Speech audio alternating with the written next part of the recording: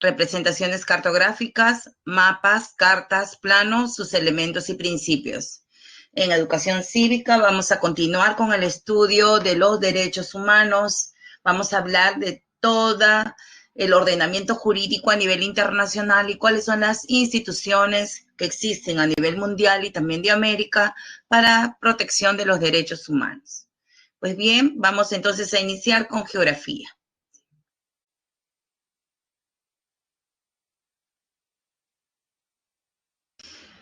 Bien, ¿qué es la cartografía? Para hablar de la cartografía, primero tenemos que recordar que en la clase pasada yo les hablé que ya en el siglo XXI existe una geografía automatizada o también llamada cibergeografía, ¿no? La cibergeografía justamente nos ha llevado a una también cibercartografía, desde épocas de los griegos, ¿no? Hasta la actualidad.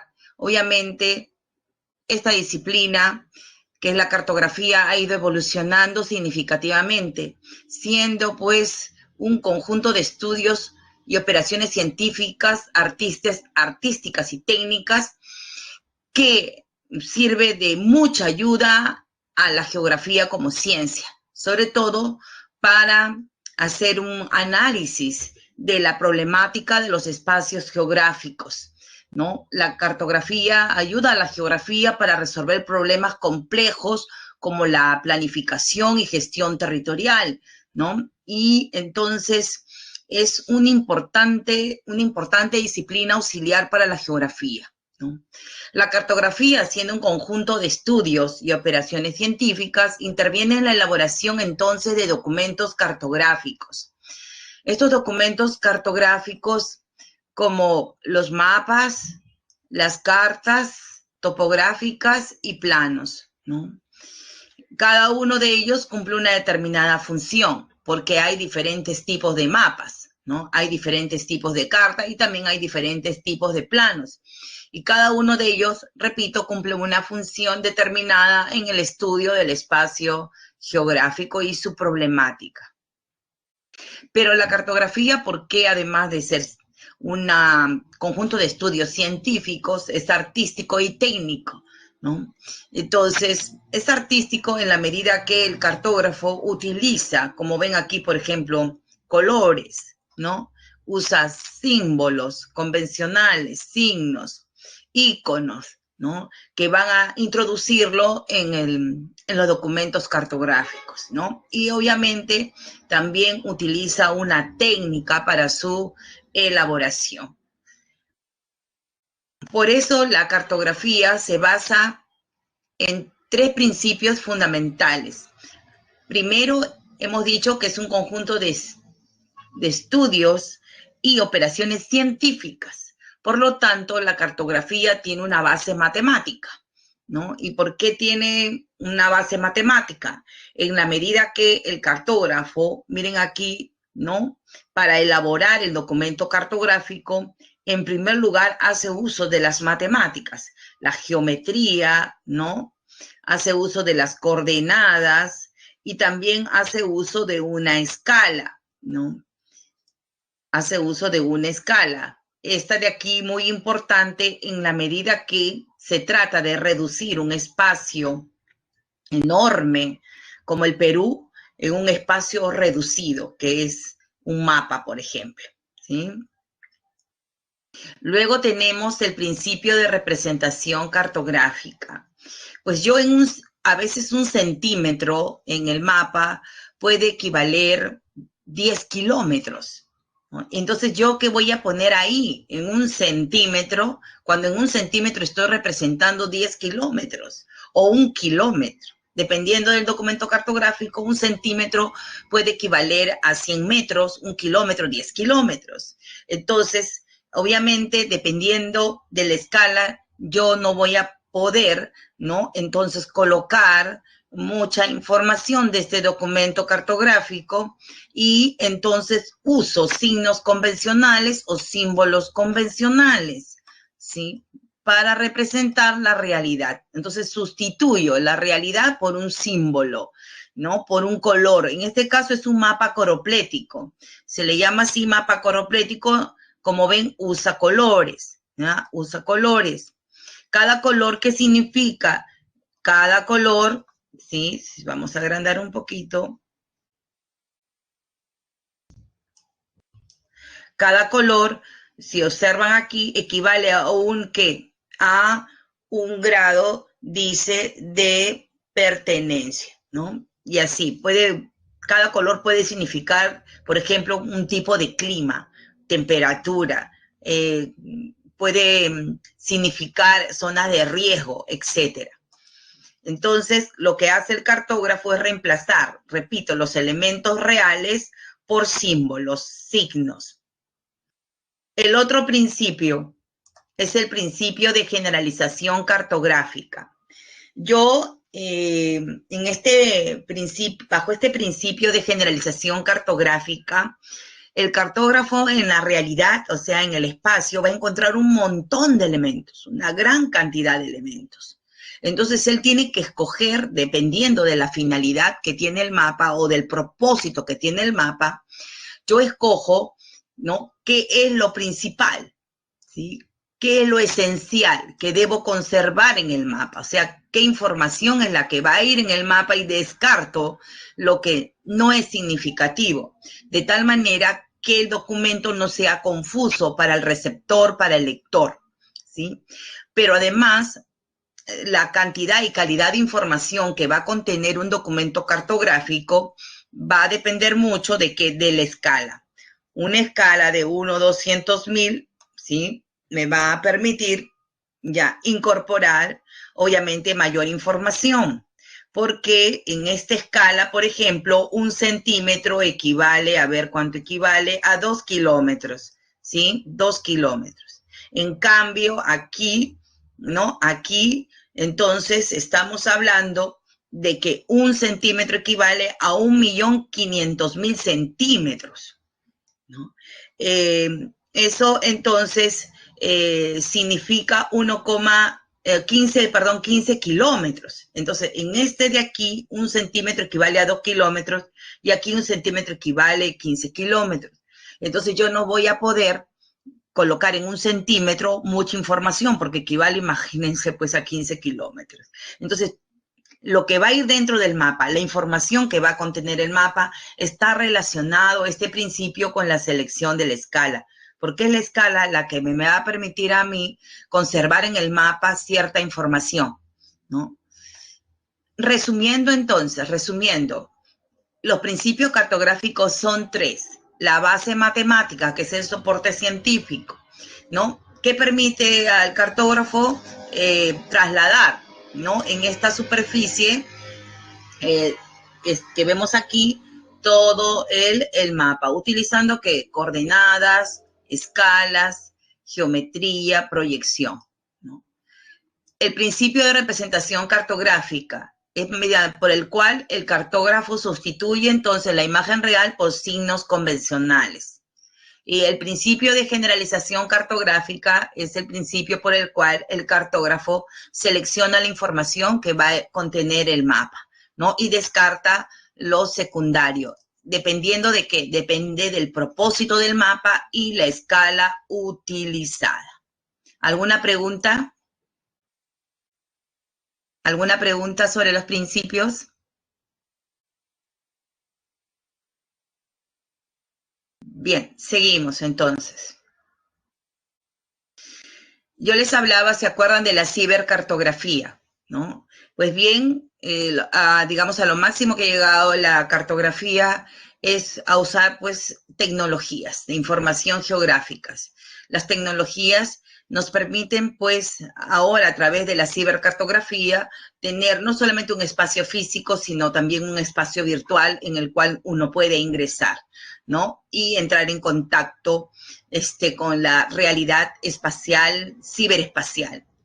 Pues bien, tenemos qué tecnología cuenta la cartografía y también la geografía. Pues cuenta con el sistema de información geográfica, que es un conjunto de, en primer lugar, de hardware, o sea, ordenadores, ¿no?, software, ¿sí?, datos geográficos diseñados ¿para qué? y recursos humanos, porque obviamente los seres humanos no hacen uso de todas estas herramientas tecnológicas, en primer lugar para capturar, luego a almacenar y luego ya manipular la información, ¿no? Analizándola y procesándola para luego ya elaborar documentos cartográficos.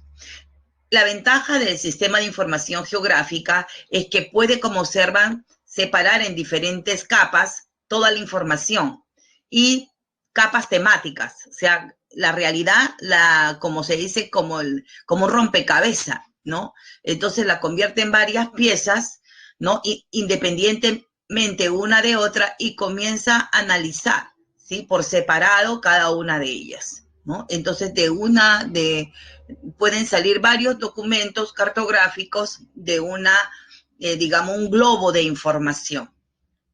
Luego tenemos la teledetección o percepción remota, ¿no? Esta tecnología me permite a mí lograr adquirir información gracias a la presencia de plataformas espaciales ubicadas, ya sabemos nosotros, pues, en la atmósfera terrestre, ¿no?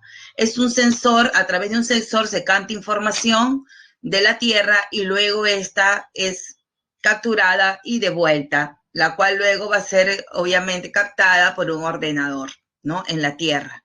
Así pues, tenemos pues una serie de satélites orbitando la Tierra y siempre pues captando información para luego ser procesada. Y tenemos las fotografías aéreas que antes se tomaban con avión, pero después aparece pues esto, ¿no? Aparecen los drones. Y la ventaja es que la fotografía aérea es una tecnología in situ, o sea, en el lugar, ¿no? Y rápidamente nos permite, ¿no? En el momento de la exposición, adquirir información, ¿no?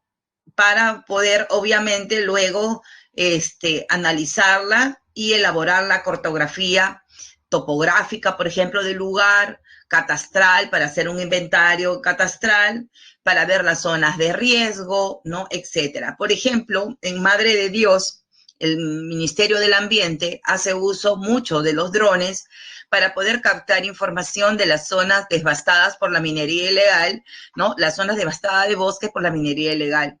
Y pues nos permite hacer un mapeo, ¿ya? Un mapeo de cómo se viene comportando esta minería ilegal y luego, pues obviamente, ¿no? Tomar decisiones de gestión de gobierno para erradicarlas, ¿no? La ventaja entonces de la fotografía aérea y el uso de drones es que, repito, se desarrolla in situ, ahí en el lugar y capta información inmediata, ¿no? La cual luego es procesada.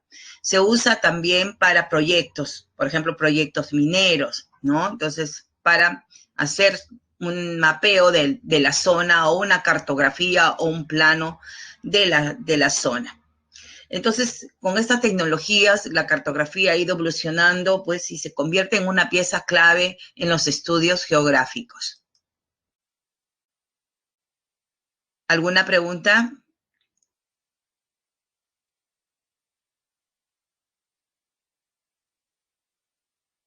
Avanzamos.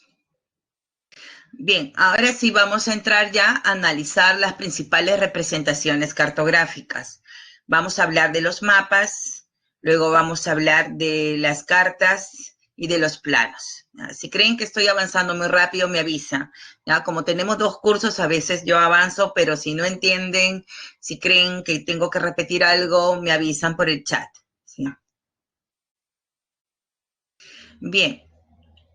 ¿Qué es un mapa en primer lugar? ¿Cómo podemos definir lo que es un mapa? Un mapa es una representación en primer lugar reducida, ¿sí? Dice reducida, generalizada y matemáticamente determinada de la superficie terrestre sobre un plano, ¿sí?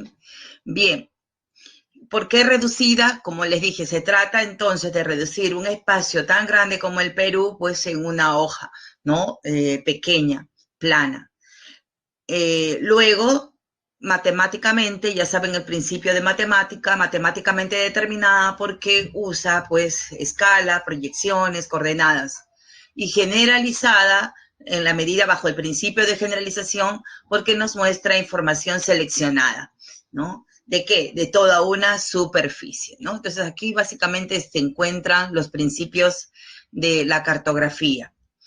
Este documento cartográfico llamado mapa, entonces interpreta básicamente lo que es primero nos muestra lo que es la distribución de los elementos dentro de un espacio geográfico como el Perú, ¿no? Cómo se distribuye, ¿no? Cómo se ubican, ¿no? Por ejemplo, aquí vemos que las zonas más bajas del Perú se encuentran en la zona oriental, bajo el nivel del mar, según esta leyenda de aquí.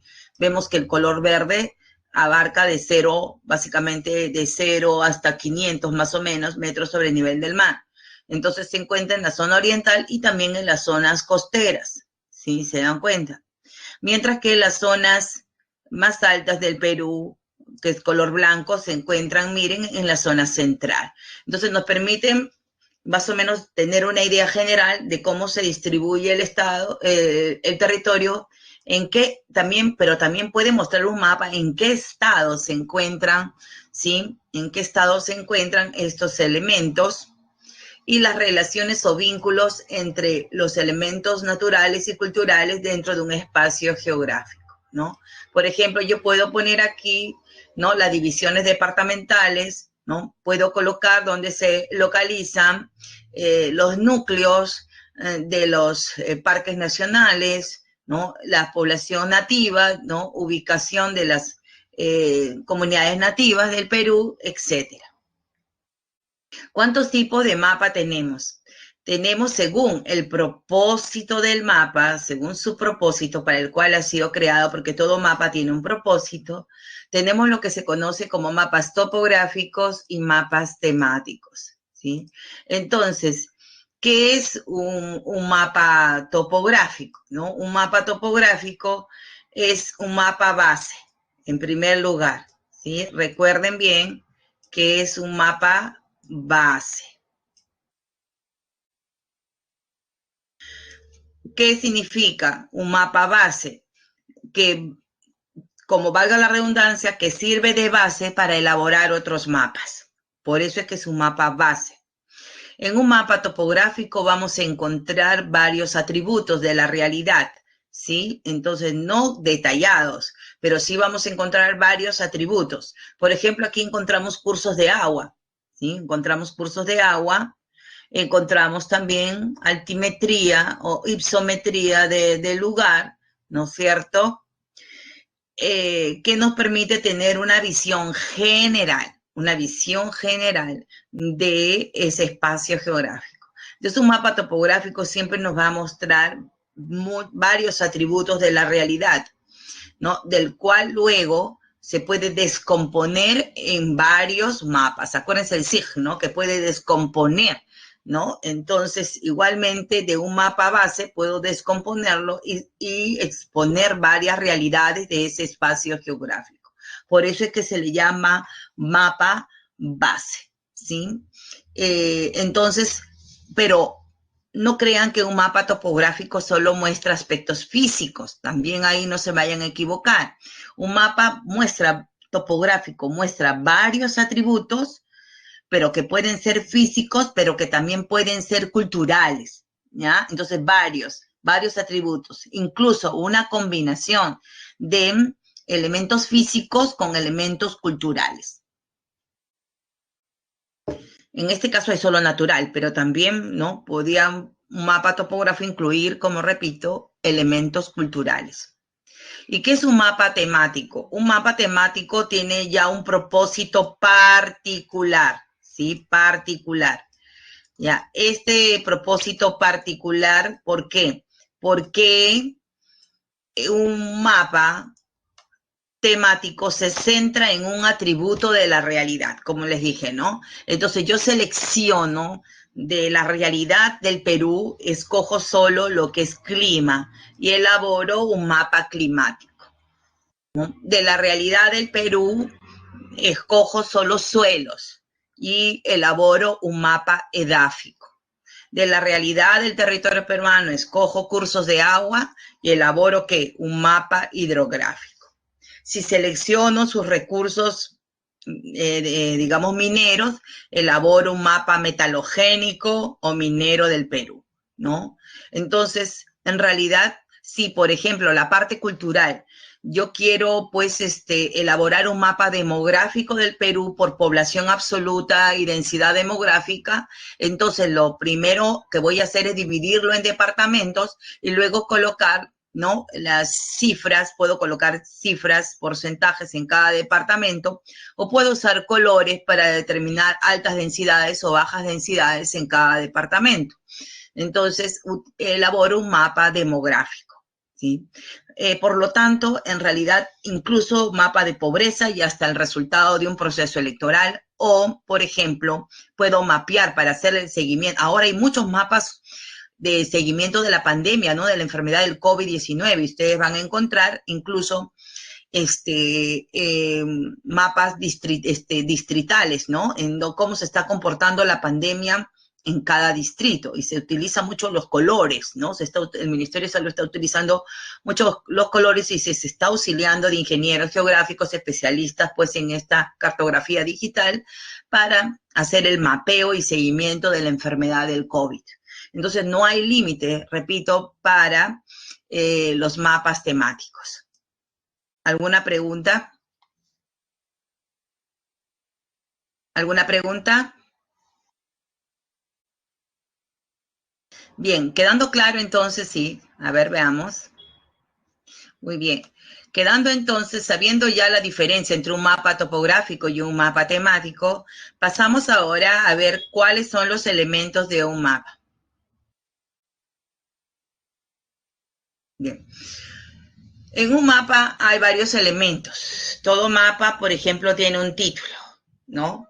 Esta información que ustedes ven aquí, ¿sí?, esta información ya se le llama información marginal, que es la que está fuera del mapa, ¿no? Y en esta llamada información marginal que está fuera del mapa, vamos a encontrar en primer lugar el título, ¿sí? Entonces, incluso la institución encargada, ¿no?, de hacer este estudio, ¿no? Vamos a encontrar una primera leyenda acá, ¿se dan cuenta? Otra aquí de signos convencionales utilizados, ¿no? Vemos la escala, ¿sí? Vemos la escala y un mapa de ubicación, ¿no?, en relación a un espacio más grande donde se ubica el área estudiada. ¿Se dan cuenta? Toda esta información se le llama marginal, ¿sí?, que está complementaria afuera. Y tenemos la que está al interior, ¿sí? Entonces, en un mapa vamos a encontrar varios elementos, pero los más importantes, incluso acá adentro, miren, aquí tenemos la orientación, pero los más importantes dentro de una elaboración de un mapa se encuentran en primer lugar la escala, ¿no?, que acá está. Si no veo bien, ¿no?, la escala. Miren, acá hay una escala y se observa, vamos a agrandar un ratito, quiero que vean, ahí. Acá, miren aquí, en la parte acá, se dan cuenta, escala de trabajo, dice, ¿no? Escala de trabajo. Dice, 1 es igual a 50.000, ¿no? Y tenemos acá otra escala, ¿sí? ¿Se dan cuenta? Acá hay otra escala que ya no llego a mirar, a verificar, ¿no?, los números, pero tenemos la escala de trabajo que es una 50.000, ¿sí?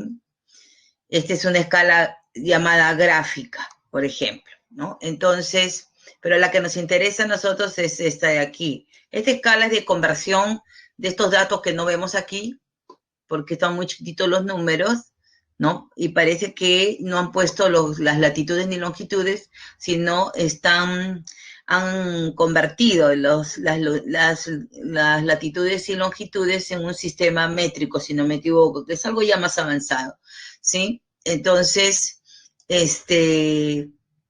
tenemos en primer lugar, la escala que nos interesa a nosotros es esta de acá, que es la escala de trabajo. O sea, quiere decir que esta escala ha sido trabajada en unos 50.000, ¿sí? Este mapa ha sido trabajado en una escala de unos 50.000, ¿no? Es decir, ha habido una reducción, ¿no?, digamos, 50.000 centímetros a 1 centímetro. Eso es lo que significa reducción de escala. Luego vemos la proyección. Estos son los paralelos, como les decía que acá hay sistema métrico y aquí tenemos los paralelos y aquí están que los meridianos. Eso quiere decir que el cartógrafo ha seleccionado una determinada proyección cartográfica para elaborar este documento, que luego vamos a detallar cuál es, ¿no? Y por último, los símbolos, ¿no? Por ejemplo, aquí tenemos estos triangulitos de color amarillo, naranja, que aquí están en la leyenda, cada color qué significa. ¿Se dan cuenta? Aparte tenemos la otra leyenda de los signos convencionales que también vamos a encontrar al interior del mapa, ¿no? Entonces tenemos ahí un conjunto de símbolos convencionales. Hablemos ahora de las proyecciones. Justamente yo les decía que el mapa que habíamos visto tenía una determinada proyección. ¿Qué es una proyección cartográfica? Es un sistema plano de meridianos, o sea, una red de meridianos plana y paralelos, ¿no? Meridianos y paralelos, sobre el cual puede representarse la superficie curva de la Tierra. Al ser, miren, al ser, chicos, chicas, la Tierra una superficie curva, ¿sí? Entonces, al trasladarla a una superficie curva, a una superficie plana, entonces siempre va a haber un nivel de deformación, ¿sí? Siempre va a haber un nivel de deformación. Por eso es que han surgido las llamadas proyecciones, ¿no? Dependiendo de la ubicación del lugar que yo quiero mapear, entonces escojo una determinada proyección que se adecue al lugar y que reduzca los niveles de deformación, ¿no? Ahí que las proyecciones cartográficas son útiles para eso, ¿no? Para reducir los niveles de deformación. Mercator, Gerardus Mercator, fue el primero en el siglo, ¿se acuerdan? 16 en crear la primera proyección. Así pues tenemos la proyección normal, cilíndrica normal, y es cuando el cilindro lo coloco de forma vertical, ¿no? Entonces, convexo a la Tierra, ¿sí? A la esfera terrestre.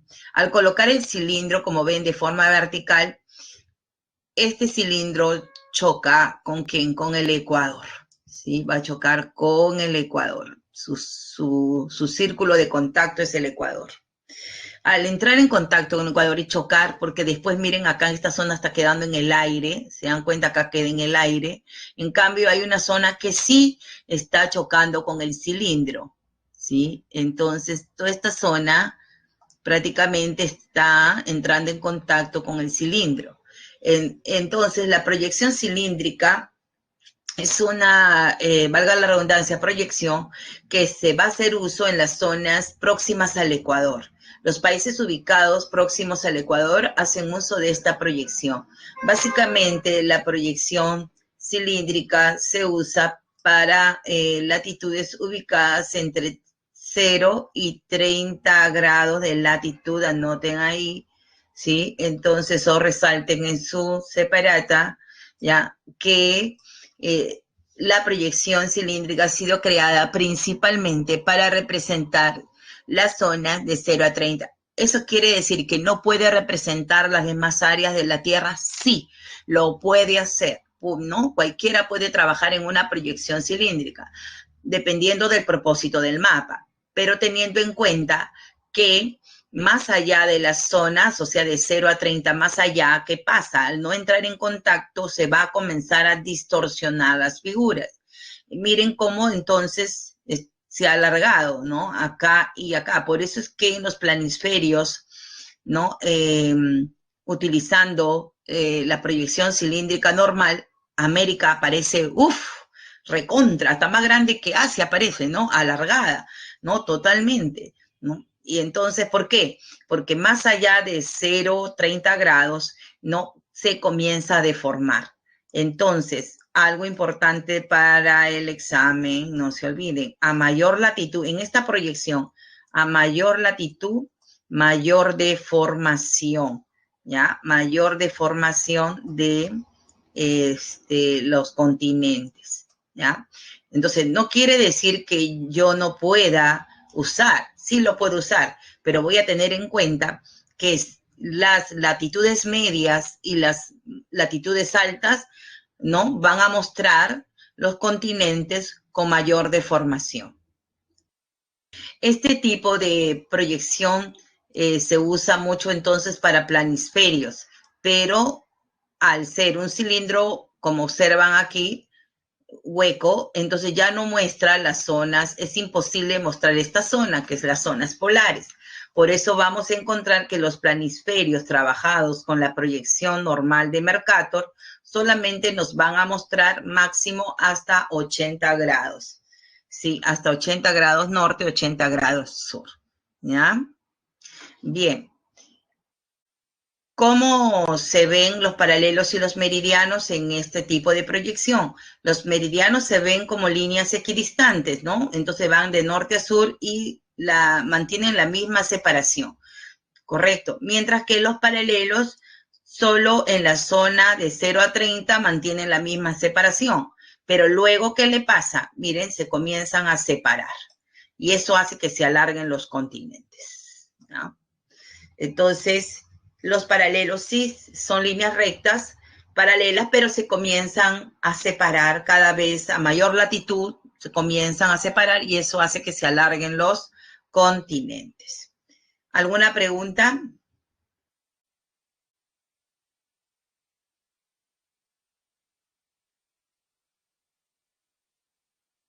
Bien.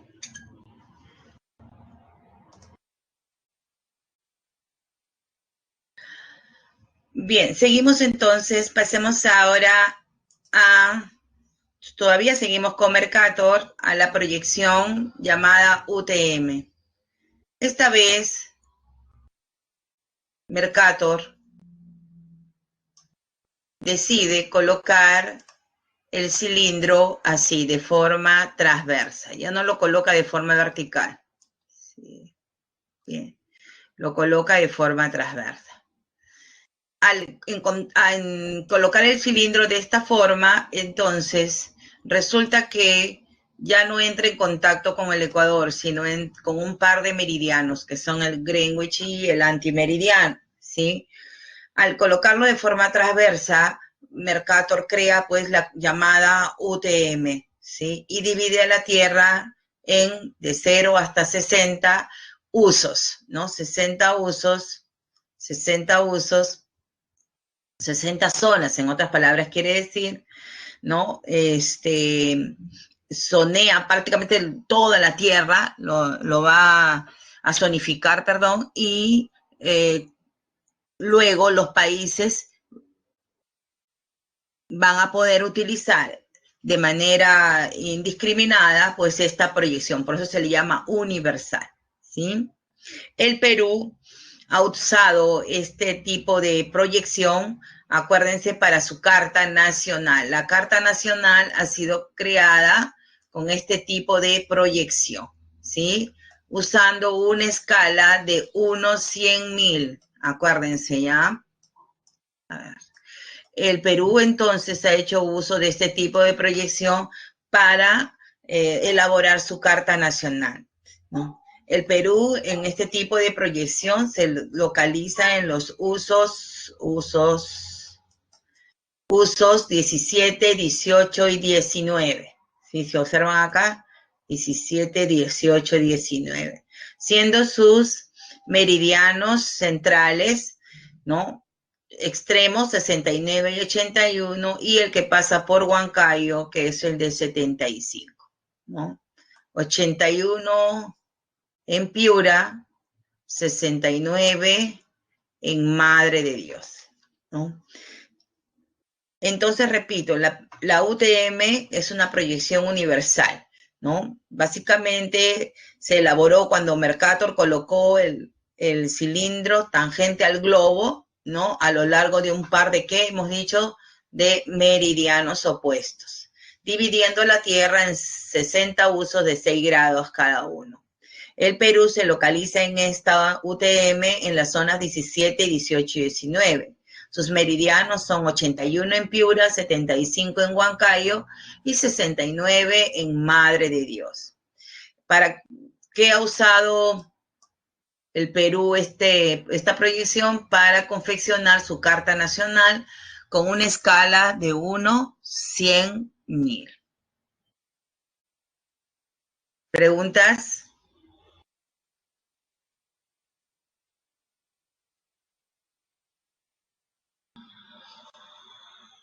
Seguimos.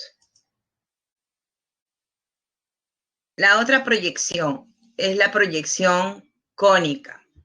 Utiliza el cono como figura de proyección tangente o secante a la esfera. Entonces coloca aquí un cono como si fuera un gorrito, ¿no? A la Tierra, y vemos que el eje del cono coincide con la línea de los polos, ¿sí?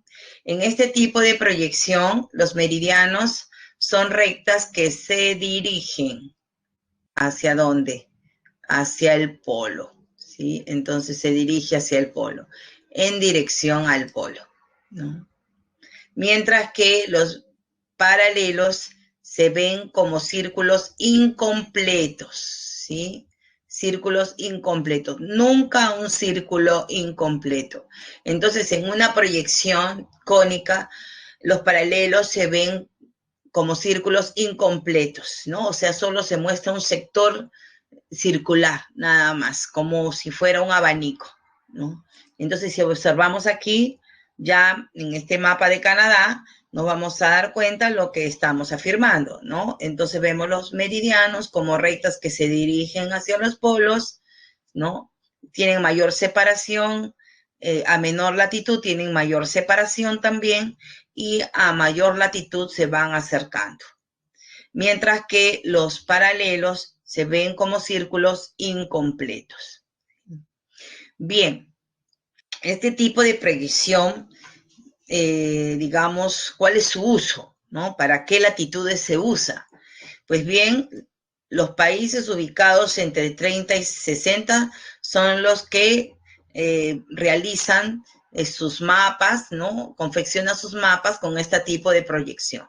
¿Por qué? Porque aquí vamos a ver que el paralelo de contacto, ¿sí? Todo el paralelo, espérense un ratito, acá, este blanco es. Este paralelo de contacto es el paralelo 45 grados, ¿sí? Entonces choca con el paralelo 45 grados. De tal manera que vemos que se proyecta muy bien hasta las zonas de contacto, que son estas de acá, ¿sí? Y hasta acá. Entonces 30 y 60. ¿Ah? Entonces la zona mejor representada es entre 30 y 60. Igualmente en el hemisferio sur, no tanto en el hemisferio norte como en el hemisferio sur. Entonces, podemos concluir que la proyección cónica es una proyección que representa mejor las zonas comprendidas entre 30 y 60, es decir, latitudes medias. La zona térmica templada, ¿no? Son las zonas mejores representadas con este tipo de proyección.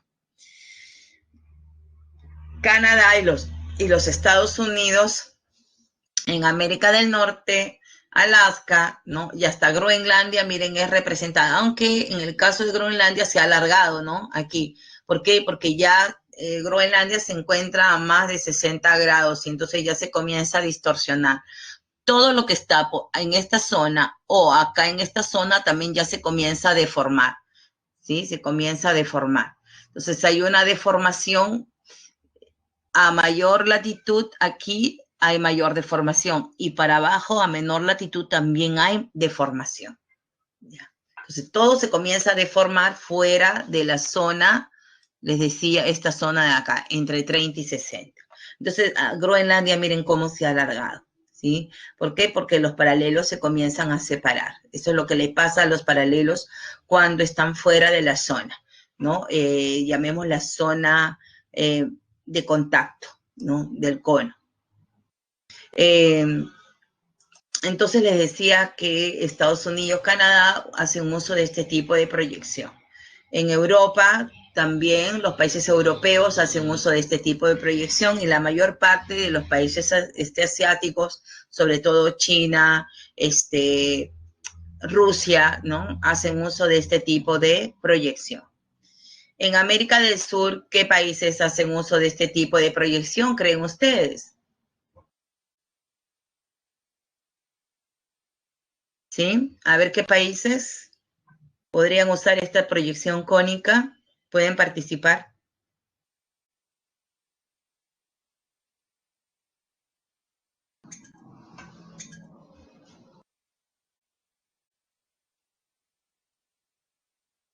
Ya, a ver, me han colocado Chile, Chile, Argentina, está bien. Brasil no, Brasil, acuérdense que es vecino de Perú, ¿no? Es vecino de Perú, por lo tanto, Brasil hace uso de la proyección cilíndrica, ¿ya? Entonces, Perú, Ecuador, Venezuela, Colombia, Ecuador, Brasil hacen uso de la proyección, entonces, este tipo de proyección que es la cilíndrica, ¿correcto? Entonces, Paraguay se encuentra en una zona intermedia, ¿ya? En una zona intermedia, por lo que sus latitudes están todavía antes de 30 grados, ¿ya? Por lo que también usa cilíndrica todavía. Pero Chile y Argentina, no, Colombia también hace uso de proyección cilíndrica. Miren, desde México hasta Perú y Brasil y Paraguay, que está en esa zona, hacen uso de la proyección cilíndrica. ¿Ya? Chile y Argentina con seguridad usan cónica. Estados Unidos, Canadá, Alaska usan cónica. ¿Ya? Pero hasta México es cilíndrico. ¿Ya? Bien, porque es hasta los 30 grados de latitud. ¿Sí? Es como en África cilíndrico. ¿Ya? La mayor parte de los, salvo el extremo sur de Sudáfrica, ¿ya? Pero después todos usan proyección cilíndrica. Bien, ahora pasemos a la proyección en los países cercanos a los polos. A ver, vamos a hablar de la simultánea. Bien, ahí vamos a ver lo que están preguntando. La proyección plana simultánea, ¿no? Entonces, esta proyección se crea cuando es, ¿qué cosa? Es un plano el que se coloca tangente a la Tierra. Este plano lo podemos colocar, miren, en diferentes puntos.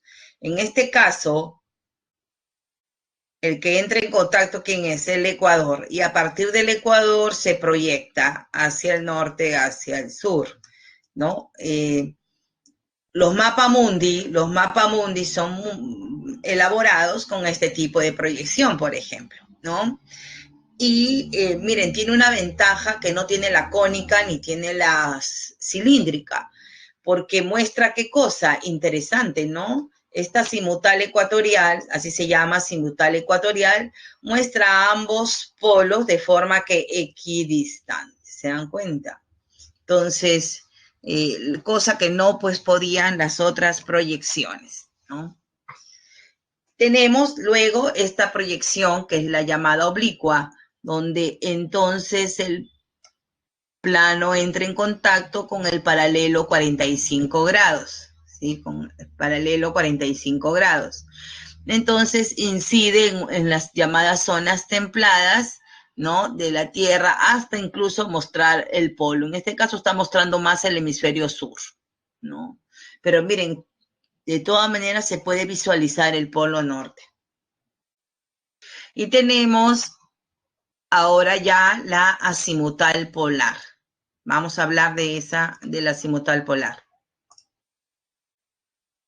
Bien. La azimutal polar, ¿no? Es la proyección en la cual el plano se coloca tangente al polo, ¿no? Entonces la zona polar y el polo viene a ser el centro de proyección, ¿sí? En este tipo de proyección, los paralelos sí se ven ya como círculos completos, círculos concéntricos, a diferencia de la cónica, ¿sí? Y además los meridianos son rectas, pero ya no que se dirigen hacia los polos, sino son rectas que divergen, porque el centro de proyección es el polo, ¿correcto? Entonces, a partir del polo se proyecta el meridiano. Entonces se dice en esta dirección.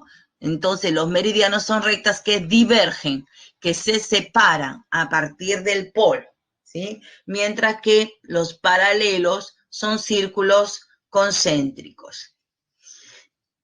¿Cuál es, para qué latitudes se usa este tipo de proyección? Su nombre lo dice, polar. Entonces, se usa para zonas comprendidas entre los 60 y 90 grados de latitud, ¿no? De tal manera que entonces tenemos, ¿sí?, que se usan para zonas de alta latitud. A mayor latitud, entonces menor deformación, ¿ya? Eso es lo ideal. ¿Cuál es la desventaja?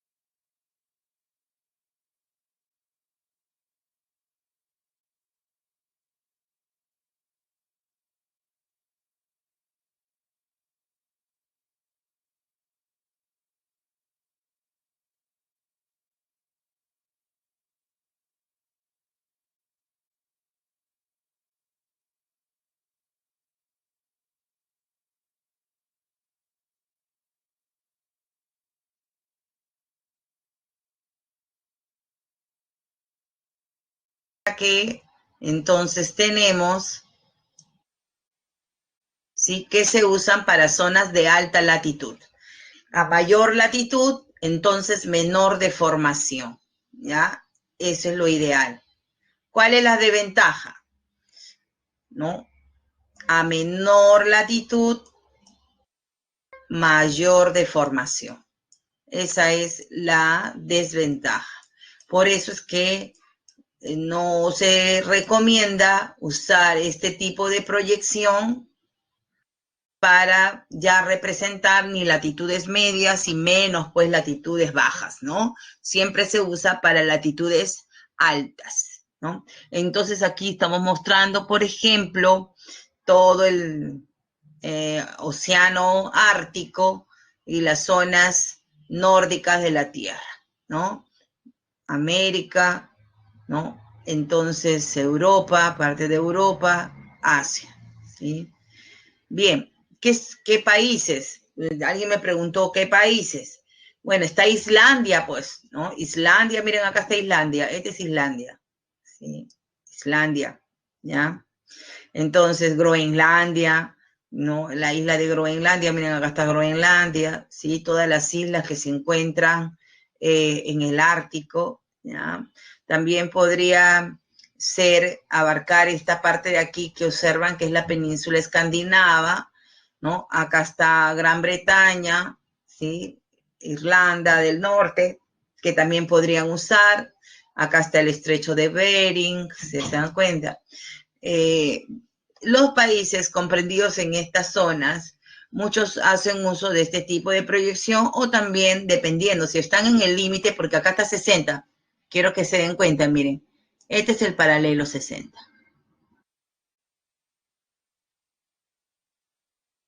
Entonces, si este es el paralelo 60, toda esta zona que estamos viendo, incluido Islandia, Noruega, Finlandia, Groenlandia, parte de Canadá, Alaska, se representa mucho mejor con una azimutal polar. ¿Sí? Lo mismo para el sur, la Antártida. Toda la Antártida se usa mejor para representarla con una proyección azimutal polar. ¿Alguna pregunta?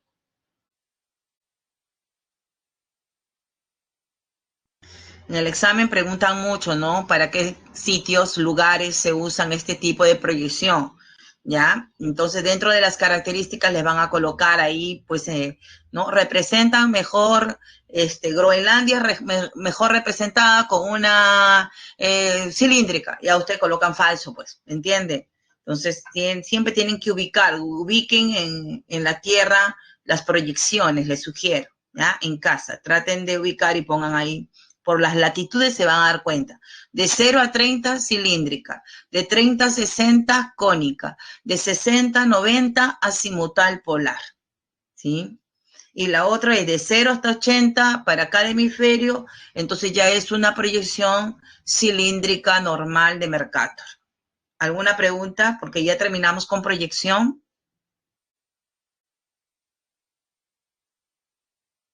Bien.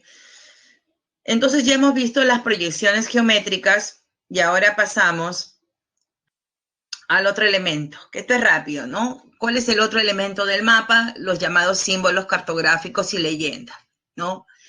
Los símbolos cartográficos básicamente son los signos sintetizadores de la información, ¿no? Que en poco espacio, dice, le permiten al receptor decodificar, interpretar y comprender su significado. Como yo les decía, ¿no? A veces en un mapa, 1 kilómetro está representado por 1 centímetro. Entonces, ¿qué puedo colocar ahí dentro? ¿No? Entonces, el cartógrafo, ¿qué voy a colocar ahí? 1 kilómetro. Entonces, puedo poner un puntito, ¿me entienden? Acá, voy a agrandarlo. Entonces, coloco esto de aquí dentro del recuadro de ese centímetro. ¿Qué me está diciendo? Que ahí, pues, se localiza la capital, ¿no? Entonces, si quiero hacer un mapa de los aeropuertos del Perú, entonces voy a colocar los avioncitos, que además, dependiendo del tamaño, nos van a identificar si el avión es grande, ahí es un aeropuerto internacional, ¿no? Si es pequeño, mediano, nacional y así, ¿no? Entonces el cartógrafo reemplaza la realidad con signos convencionales, iconos, líneas, figuras geométricas, colores, ¿no? Etcétera. ¿Qué se puede representar en un mapa a través de símbolos? Tanto elementos naturales, como observan aquí, elementos naturales como elementos culturales, sociales y también hasta económicos. ¿Sí?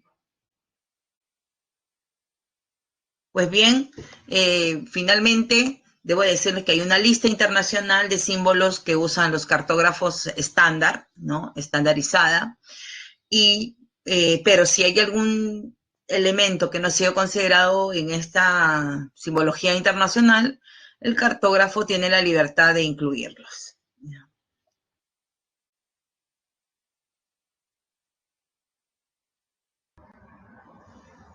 Y ahora sí, con detenimiento, vamos a entrar en lo que es la escala, ¿sí?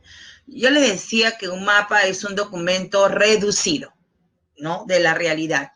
¿Y por qué reducido? ¿Y cómo es que hago esa reducción? Pues bien, para la reducción utilizo ¿qué? Una escala. La escala es la razón o equivalencia entre la distancia en el mapa y la distancia sobre el terreno. La elección de la escala depende del propósito del mapa, es decir, lo que yo quiero mostrar en el mapa, ¿no? Lo que yo quiero, si solamente quiero mostrar distribución espacial o quiero mostrar evolución, dinamismo, ¿no? Entonces, la cantidad de información que voy a incluir, principio de generalización cartográfica. Entonces, esta escala Hay escalas que me permiten colocar mucha información, como otras no, y solo mostrar generalidades. Entonces, la escala se escoge principalmente, ¿no? Está relacionada al propósito del mapa. Estas escalas pueden ser gráficas o lineales, ¿no? La escala, en primer lugar, pueden ser numéricas, gráfica o lineal, ¿no? Entonces, aquí se ha comido numérico, ¿no? Acá puede ser numérico, gráfica o lineal. La numérica. La escala numérica se expresa, dice, mediante una razón aritmética por medio de una fracción. Acá está esta fracción, que puede ser con 2 puntos, se observan acá, o puede ser así, ¿no es cierto? Usando el flash, una fracción, ¿sí? Pero entonces es una razón aritmética por medio de una fracción, ¿sí? ¿Cómo se lee? ¿Ya? ¿Cómo se lee esto? ¿Sí?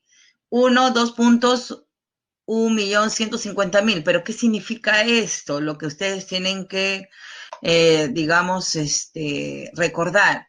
Se lee así: 1 centímetro del mapa, esto es en el mapa, ¿ya? En el mapa, equivale a 1.150.000 centímetros en el terreno, ¿sí? Así se lee. Entonces, 1 centímetro en el mapa equivale a 1.150.000 centímetros, siempre lo mismo, si es centímetros, centímetros, si es millas, etcétera. Para los continentes se usa centímetros. Entonces, 1 centímetro en el mapa equivale a 1.150.000 centímetros en el terreno, ¿sí?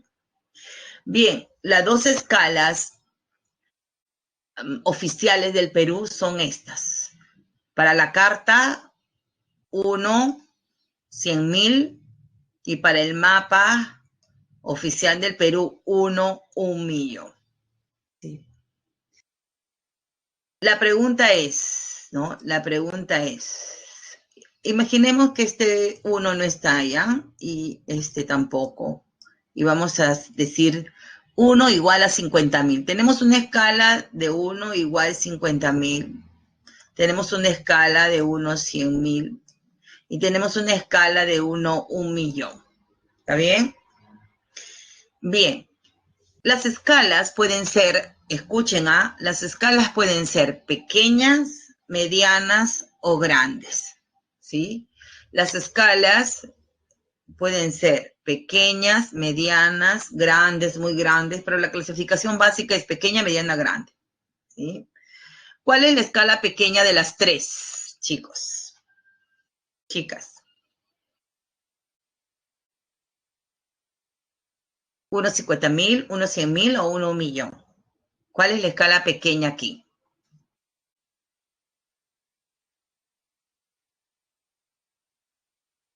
Anímense a participar, ¿sí? Bien, la escala pequeña es la de el mapa oficial del Perú, ¿sí? Es la del mapa oficial del Perú, muy bien, perfecto, chicos, están hoy día tromes todos, y tenemos 1 a 1.000.000. Dirán, profesora, ¿por qué es pequeña? ¿No? Es pequeña en la medida que, como repito, en 1 centímetro hemos metido 1.000.000, pues, ¿no? Entonces, un área pequeñita se ha reducido a la mínima expresión. Por eso el terreno, por eso es que se habla de que es muy pequeña. Una escala, cuanto más dígitos tiene, si lo podemos aumentar acá, en el planisferio llegan a 100 millones, imagínense, ¿no? Entonces, cuanto más dígitos tiene, más pequeña es, ¿ya? En cambio, cuanto menos dígitos tiene, por ejemplo, 1 5.000, entonces más grande es, ¿ya? Entonces, hay escalas grandes que me permiten incorporar mucha información, ¿sí? Hay escalas medianas, como la de la Carta Nacional, que es mediana, y escalas pequeñas, ¿sí? Una escala pequeña significa que el espacio representado es muy grande. En cambio, una escala grande me está indicando que el espacio representado es más pequeño. Es una relación inversa. ¿Ya? Relación inversa. Muy bien. Seguimos. ¿Qué otra escala tenemos? La escala gráfica o lineal. ¿Sí? Esta escala consiste en uno o más segmentos subdivididos en unidades, dice la distancia del terreno, permanencia exacta, ¿no? Yo puedo colocar varios segmentos, dice, o puedo colocar uno solo, ¿sí? En España estilan poner así, miren, nada más. Acá ponen el 0, es lo mismo, miren, ¿ah? Y acá ponen el 10. Y ya está su escala, ¿sí? Kilómetros. Ya está. Y ya está. Pues dice uno o más segmentos, ¿sí? Entonces, en esta escala, por ejemplo, ¿qué nos está diciendo? Que cada centímetro a cuánto equivale, ¿no? Nos está diciendo que cada centímetro equivale a 10 kilómetros. Pero además, ¿qué nos está diciendo? Nos está diciendo que además de que cada centímetro equivale a 10 kilómetros, este centímetro equivale a 10 kilómetros, la longitud total del terreno es de 40 kilómetros. ¿Sí? Entonces, el primer segmento nos dice la escala, la equivalencia. Un centímetro igual a 10 kilómetros. Y toda la barra, ¿qué me dice? La longitud total del terreno. ¿Sí? En este caso, la escala lo están poniendo en un talón aparte, ¿sí? Como esto de aquí, ¿no? Entonces acá, un centímetro equivale a ¿cuánto? A 10 kilómetros, pero acá hay un 10 y acá hay otro 10. ¿Por qué? Porque, vamos a borrar, en este tipo de barra, ya acá me están dando la escala. Me están diciendo que un centímetro equivale a 10 kilómetros. Pero a partir de 0, me están diciendo la longitud total del terreno. En este caso, la longitud total del terreno es 30. En cambio, en este de aquí, desde 0, ¿cuánto era? 40. ¿Ya? Entonces, hay varias formas de representar gráficamente la escala. ¿Sí? Bien, una pregunta. Si un centímetro equivale a 10 kilómetros en esta escala gráfica, ¿cuál es su escala numérica de esa gráfica? ¿Cuál es la escala numérica de esa escala gráfica?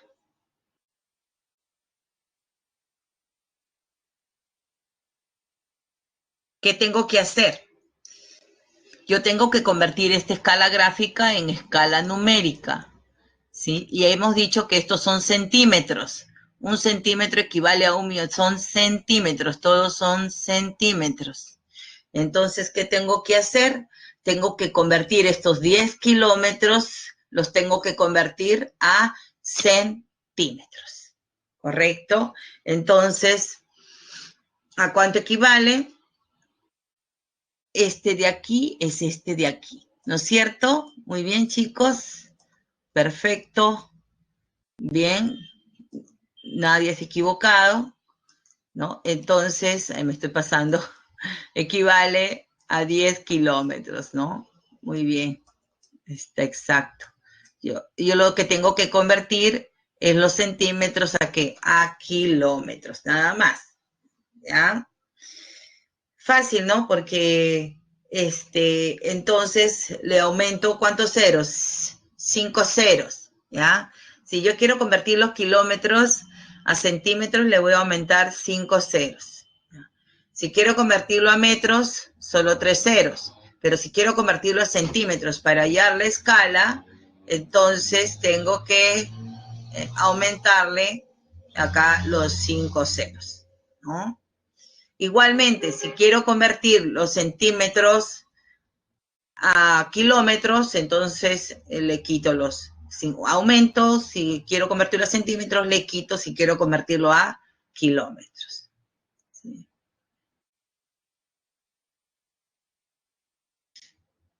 ¿Cuál es la equivalencia? A ver, para terminar esta parte, ¿cuál es la equivalencia en una escala gráfica de esa escala numérica? Ahora la escala numérica quiero que lo conviertan en escala gráfica.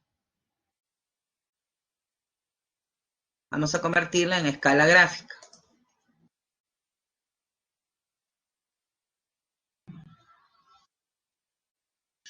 Entonces, ¿qué hago? Si le quito 2 ceros, es metros, ¿no? Donde entonces 1 centímetro equivale a 11.500 metros. Pero yo quiero kilómetros. 1, 2, y le pongo la coma acá. ¿Cuánto es? 11,5, ¿qué? Kilómetros. ¿Correcto? Entonces, en la escala gráfica, la escala numérica equivale a un, ¿qué? A un 1 equivale a 11,5 kilómetros. ¿Se dan cuenta? ¿Ya? Entonces solamente tengo que aumentar, correr 5 ceros. Si hay un 5 ya corro la coma.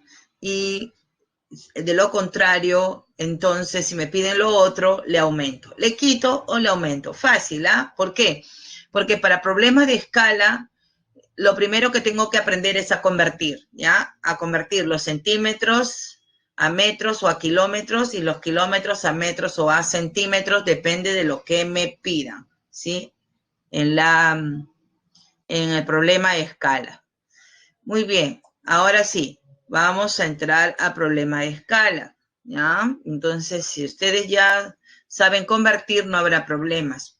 Entonces, para calcular la escala, dice, se tiene en cuenta 3 valores: la longitud del terreno, la longitud en el mapa y la escala empleada, ¿sí? Todo se puede resumir en lo siguiente, ¿no? Tenemos entonces 1 sobre X. ¿Qué es 1 sobre X? Es la escala, ¿sí? Luego tenemos a DM. ¿Qué es DM? DM es esto de aquí, es la distancia en el mapa, ¿sí? ¿Y qué es DT?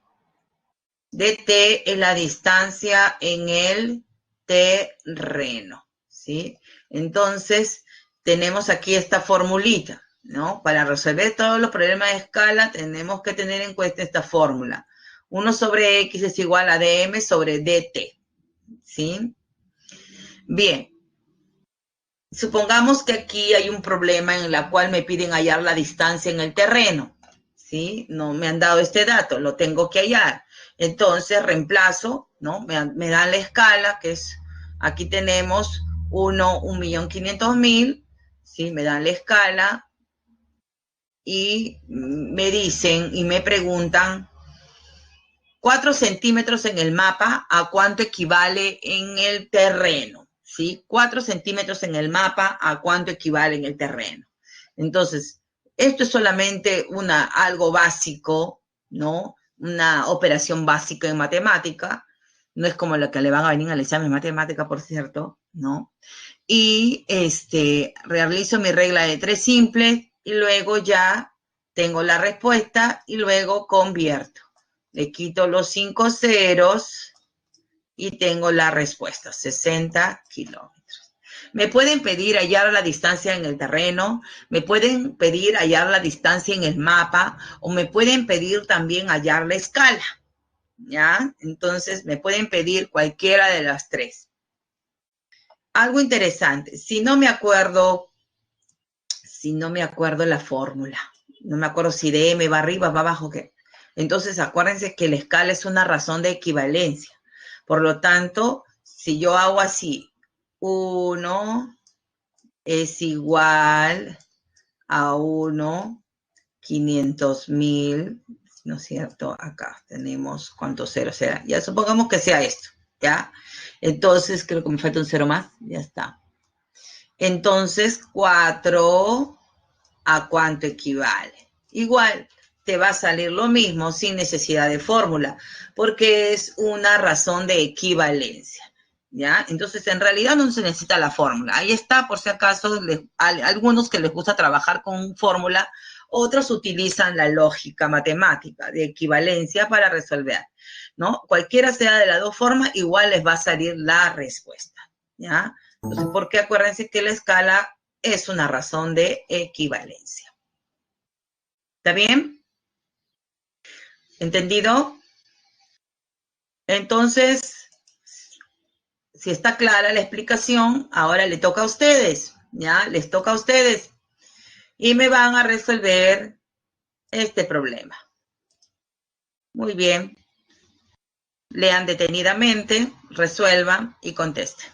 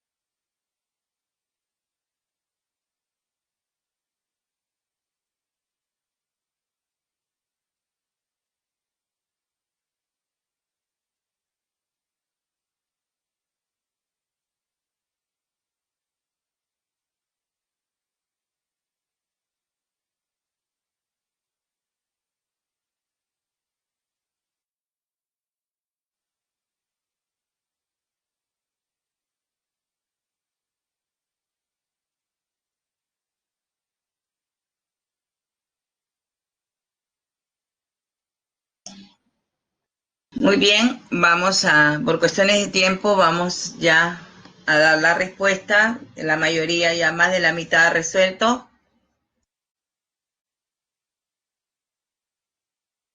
Veamos. Bien, el 89% de ustedes contestaron la alternativa C, ¿no? Vamos, ¿qué es la respuesta, no? Era 8 kilómetros.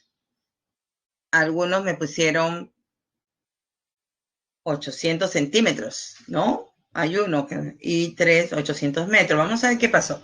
¿Sí? Vamos a ver qué pasó. Solamente se trataba de convertir, ¿ya? De convertir. Veamos. Bien. Nos dice que la escala era 1:50.000, ¿correcto?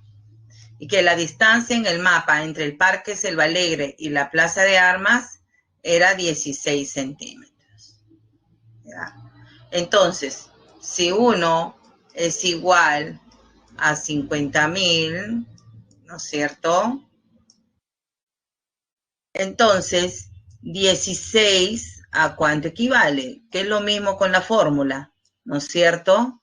Cualquiera de las dos era válido. Multiplicaba entonces 50.000 por 16 centímetros, ¿no? Todo está en, esto es centímetros, esto es centímetros y esto es centímetros. Entonces la respuesta me salía en centímetros, ¿sí? Ahora, estos centímetros tenía que convertirlos, ¿ya? Y si los convertía a metros, me salía 8.000 metros. No había ninguna alternativa que diga 8.000 metros, ¿no es cierto? Entonces, si quito 2 ceros, lo he convertido a metros. Y si le quito 3 ceros, ya lo convierto a ¿qué? A kilómetros. ¿Ah? Acuérdense que un metro, para los que se han equivocado, un metro tiene 100 centímetros. Correcto, 100 centímetros, 2 ceros.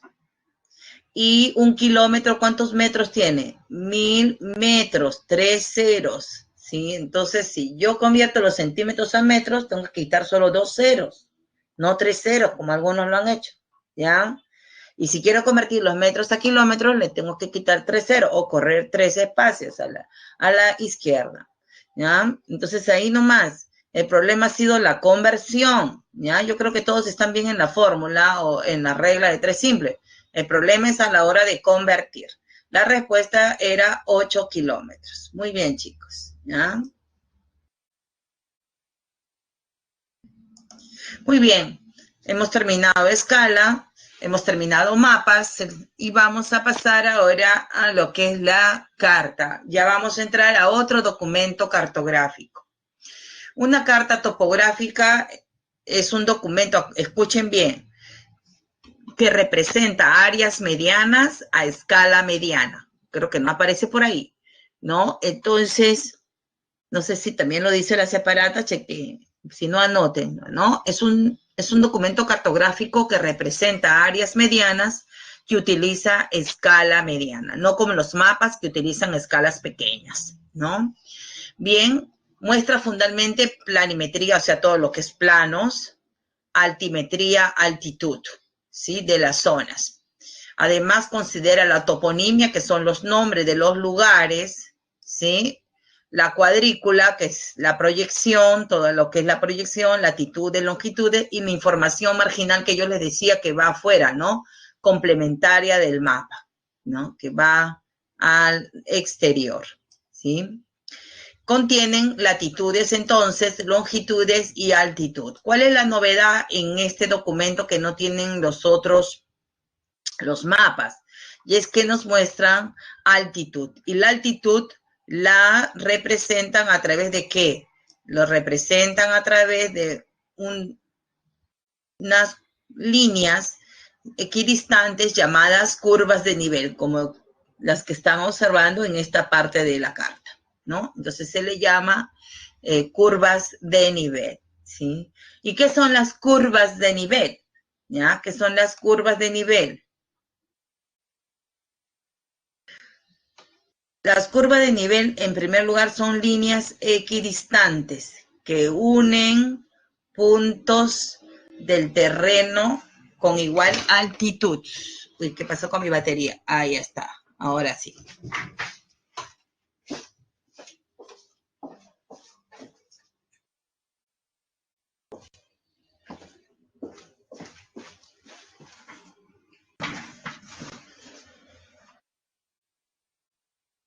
Ya está. Se había desconectado el cable. Bien, entonces, repito, unen puntos de igual terreno, de igual altitud, ¿sí? ¿Esto qué cosa quiere decir? Que si hay un punto A, voy a agrandarlo para que ustedes puedan ver. Si acá hay A, B, C, y se encuentran en esta línea, quiere decir que todos tienen la misma altitud. ¿Y qué es la altitud, chicos? La altitud es la distancia de un punto con respecto al nivel del mar, que no es lo mismo que altura, ¿correcto? Yo tengo una altura de 1,72 m, esa es mi talla, ¿no? Esa es mi altura. Pero una cosa es la altura y otra cosa es la altitud, que es la distancia de un punto con respecto al nivel del mar. Entonces, esta curva de nivel me está indicando, ¿no?, que, por ejemplo, acá dice 1200, quiere decir que todos los puntos en esta línea tienen la misma, ¿qué?, altitud, ¿correcto? Bien, estas líneas, dice, pueden ser hipométricas, si representan la superficie continental, o sea, si está en la superficie del continente, o batimétricas cuando representan el relieve submarino. Y algo interesante, las cotas, o sea, los valores numéricos, cuando son batimétricas, estos valores van en negativo. Si todos van en negativo cuando son batimétricas y están bajo el nivel del mar. En cambio, las hipométricas pueden ser positivas o también pueden ser negativas si se encuentran una depresión, por ejemplo, como la de Bayoa, ¿no? Se encuentra bajo el nivel del mar. Está en el continente, pero está bajo el nivel del mar, ¿no? Entonces, las cotas pueden ser positivas o negativas. ¿Y qué es una cota? Veamos, ¿no? ¿Cuáles son las propiedades de las curvas de nivel?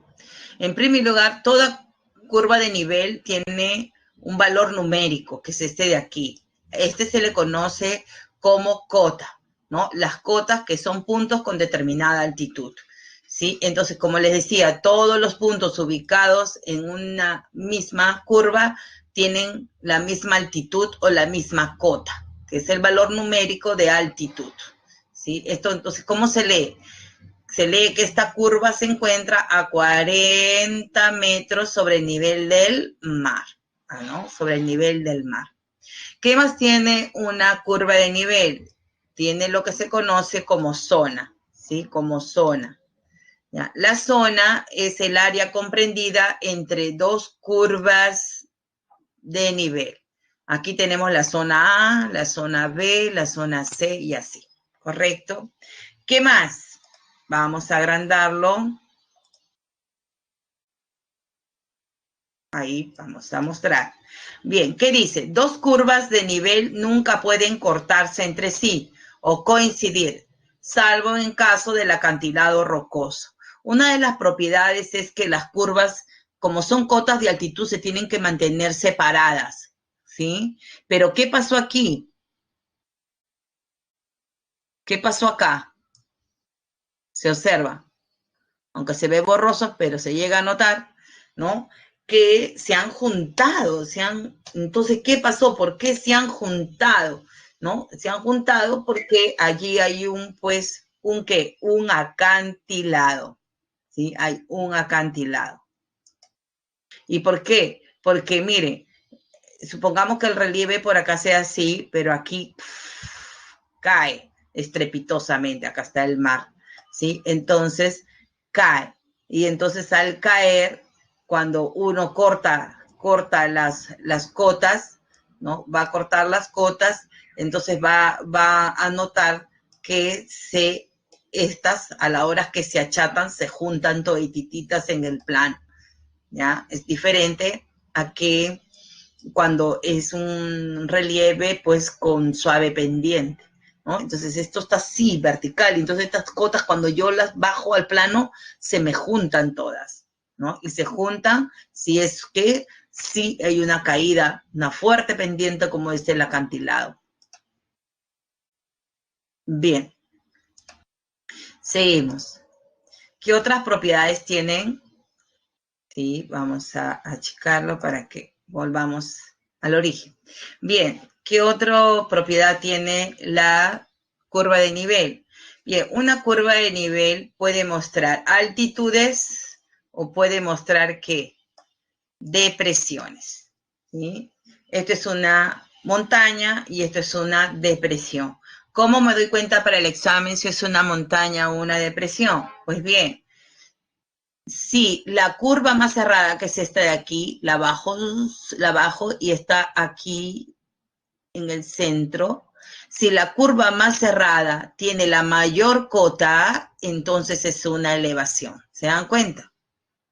En cambio, si la menor cota, que es 5, acá debería estar 5, ¿no? Que es esta de acá.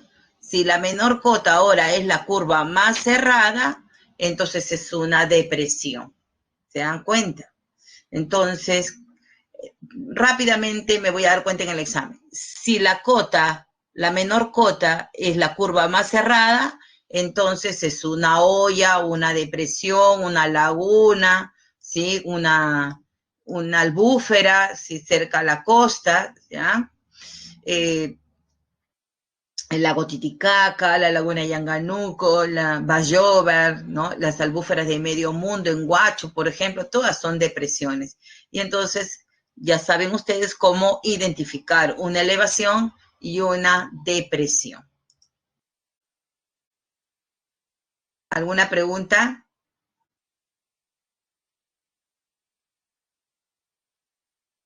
Bien. ¿No hay preguntas? ¿Seguimos entonces?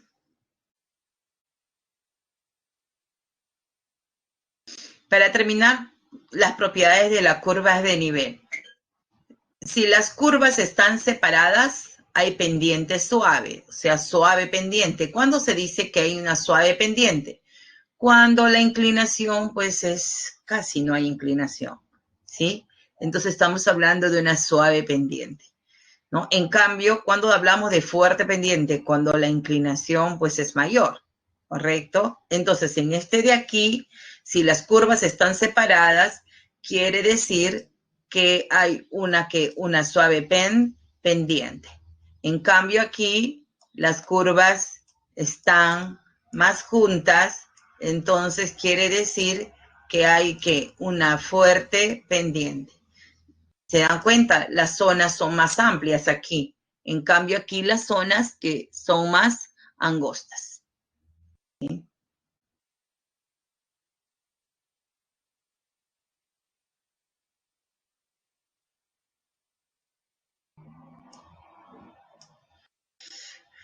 Muy bien. ¿Alguna pregunta? Vamos ya terminando geografía. Y tenemos ya por último los planos. ¿Sí? ¿Qué son los planos? Los planos son representaciones cartográficas, escuchen bien, a escalas grandes, ¿sí? Y representan a escalas grandes una porción reducida de la superficie terrestre. Puede ser un centro poblado rural, puede ser una ciudad, puede ser un campo minero, o sea, son áreas mucho más pequeñas. Al ser el área pequeña, no tiene en cuenta la curvatura de la Tierra, por lo tanto no requiere de control geodésico, es decir, no necesita proyección, ni cilíndrica, ni con nada, no necesita porque el área es muy pequeña, ¿sí? No se necesita entonces proyecciones, ¿ya? Contiene información detallada, ¿sí? Muy detallada de parques, avenidas, distritos, barrios, iglesias, cementerios, estadios, ¿no? Etcétera, etcétera. Centros comerciales, ¿no? Etcétera. Y además tenemos dos tipos de planos. Los planos planimétricos, por ejemplo, este es un plano planimétrico, ¿ya? Y coroplético porque además usa colores, ¿sí? además de planimétrico, por el arte, es coroplético. Y tenemos los topográficos, ¿sí? Un plano topográfico es aquel que incorpora cotas y curvas de nivel, como hemos visto en las cartas, ¿no? Pero, y entonces ustedes dirán, y profesora, ¿cómo lo diferencio entonces de una carta topográfica de un plano topográfico? Entonces, la diferencia, ¿dónde está? Aquí, principalmente en que ustedes se van a dar cuenta en el examen por la escala, si es grande o mediana. Las medianas son cartas, los planos 1/20.000, 1/25.000, 1.000, ¿correcto? Son escalas grandes. Estos planos entonces se les conoce con un nombre de ¿qué? De topográfico, los que contienen cotas y curvas de nivel.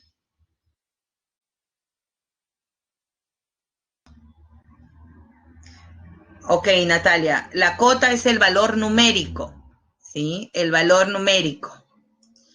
Ya, esto es la cota, el valor numérico de altitud, lo que me indica a qué distancia está con respecto al nivel del mar. En una curva ya se nota aquí, miren.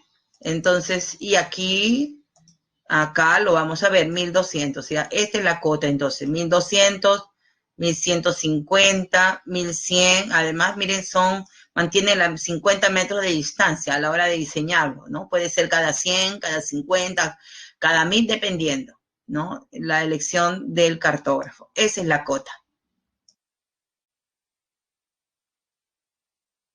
Muy bien. Ahora sí, contestamos la siguiente pregunta. Vamos a hacer la encuesta. ¿Sí? Resolvemos el ejercicio número 4.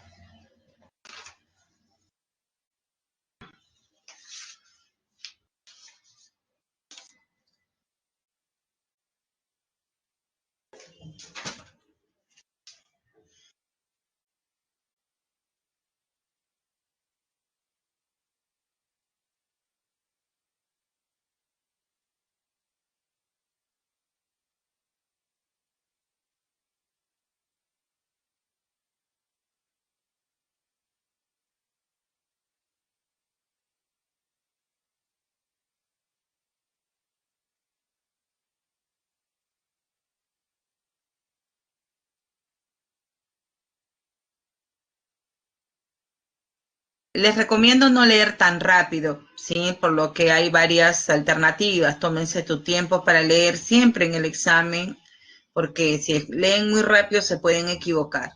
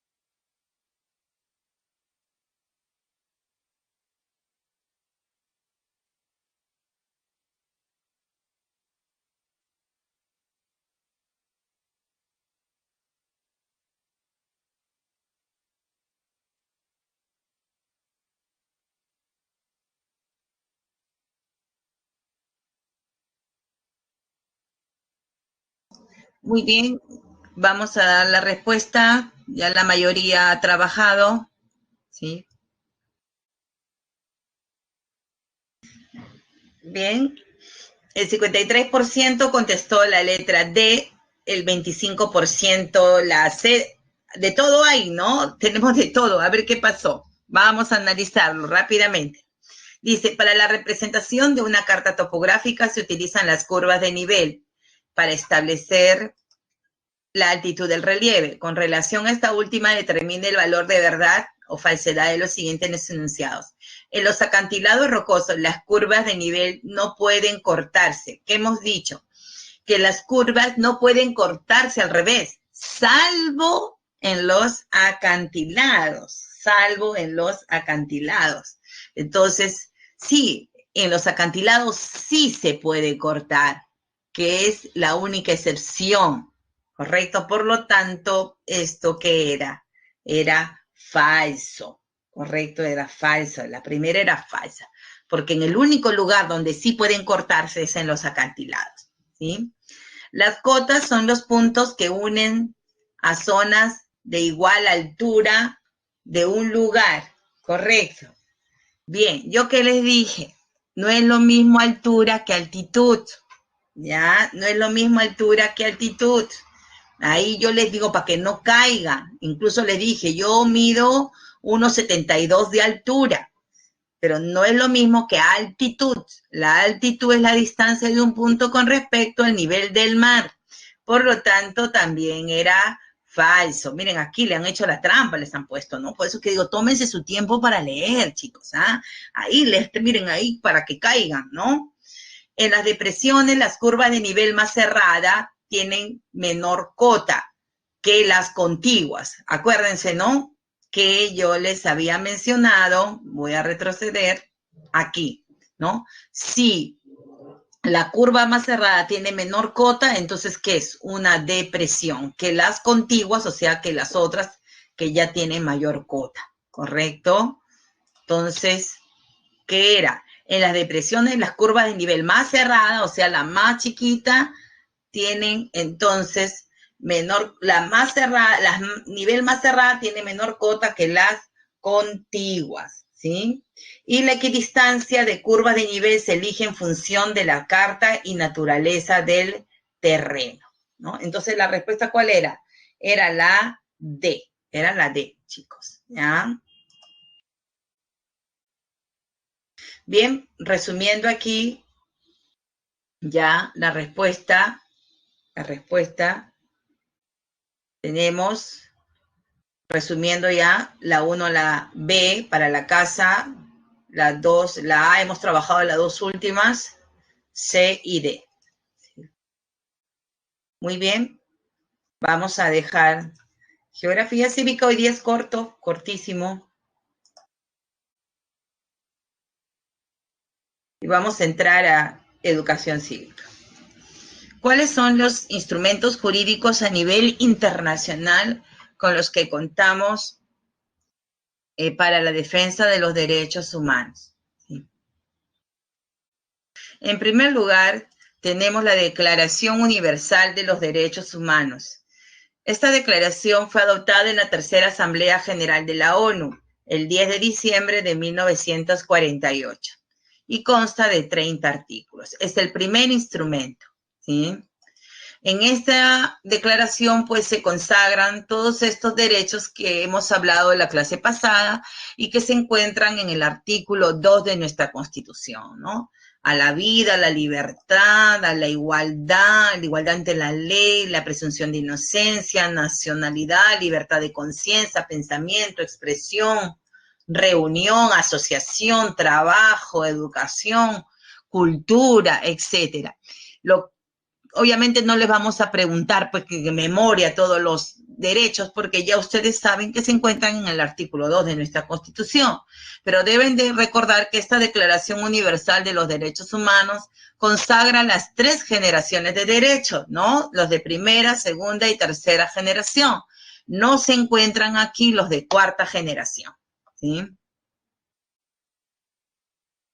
Bien, además de la Declaración Universal de los Derechos Humanos, tenemos los pactos internacionales, ¿sí? Que son 2. El Pacto de los Derechos Sociales Culturales y el Pacto de los Derechos Civiles y Políticos, ¿sí? Los pactos y la Declaración Universal forman lo que se conoce como Carta Internacional de Derechos Humanos, ¿sí? En su conjunto. Todos estos documentos, 3 documentos, forman lo que se conoce como la Carta Internacional de Derechos Humanos. La diferencia jurídica entre ellos es que la declaración es voluntaria, mientras el país que firma ya los pactos se encuentra jurídicamente obligado, porque es que es un documento vinculante, quiere decir que el Estado que se firma el pacto se encuentra obligado a respetar, promover y respetar los derechos humanos, ¿sí? Bien, estos derechos de primera generación y segunda generación cuentan con estos pactos, pues, ¿no? Y estos pactos fueron aprobados en 1966 y entraron en vigencia en 1976. Ambos pactos, en su primer artículo, afirman que todos los pueblos tienen derecho a la libre autodeterminación y a la libertad de elegir su estatus político y lograr su desarrollo económico, social y cultural, ¿sí? Entonces, acuérdense para el examen que estos 3 documentos forman lo que se conoce como la Carta Internacional de Derechos Humanos, también conocida como Carta de la ONU, ¿sí? Carta de la ONU. ¿Cuáles son vinculantes? Acuérdense los pactos. ¿Cuál es voluntario? La declaración.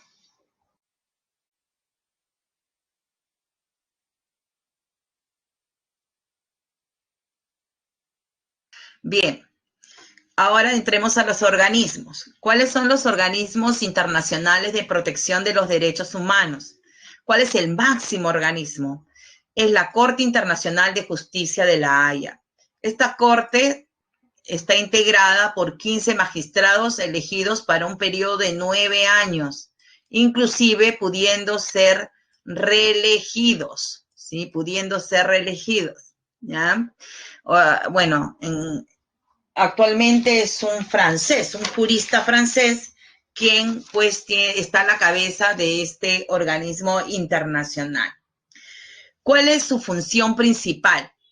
Es un tribunal judicial, ¿sí? Por lo tanto, entonces tiene una función primero contenciosa, ¿ya? Una primera función que es contenciosa, o sea, se somete a juicio un caso y toma decisiones, ¿no? Y sus fallos, ojo, sus fallos son inapelables, ¿ya? Cuando la Corte falla y decide conforme al derecho internacional, sus fallos son inapelables para los países. Lo único que le toca al país es acatar, ¿sí? Entonces tiene en primer lugar para el examen, acuérdense, una función contenciosa, porque es un tribunal y emite fallos, y sus fallos son inapelables.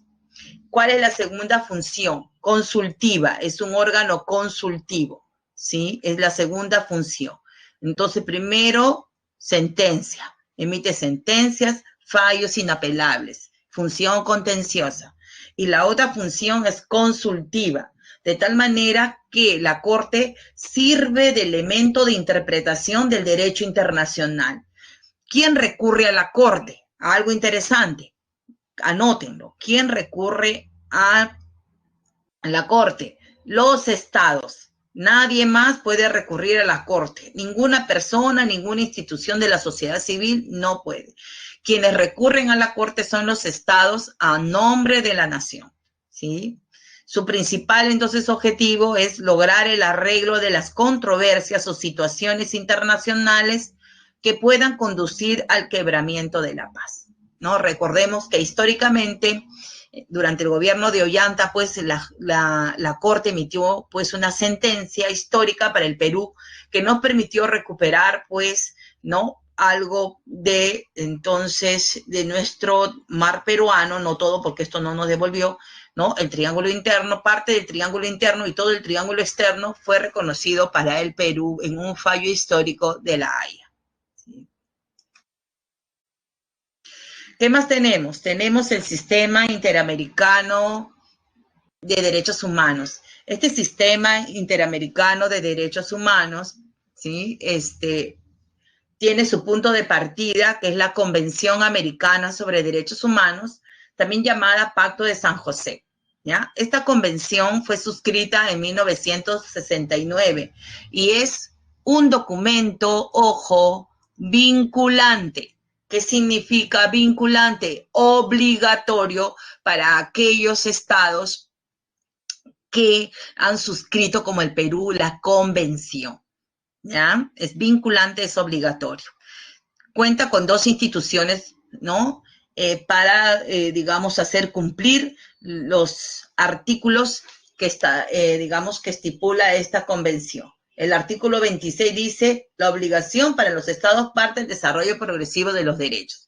Por lo tanto, para hacer cumplir el artículo 26 es que existe la Comisión Interamericana de Derechos Humanos y la Corte Interamericana de Derechos Humanos. ¿Sí?